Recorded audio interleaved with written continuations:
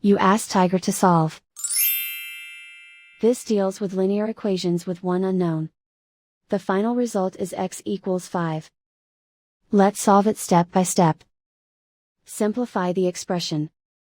Expand the parentheses.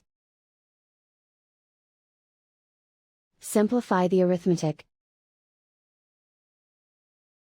Group all x terms on the left side of the equation. Subtract x from both sides. Group like terms. Simplify the arithmetic. Group like terms. Simplify the arithmetic. Group all constants on the right side of the equation. Add 6 to both sides. Simplify the arithmetic.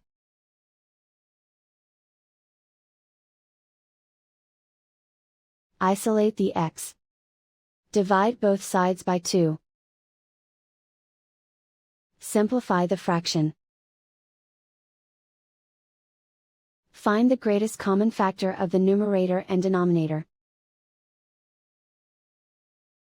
Factor out and cancel the greatest common factor. And so the final result is x equals 5.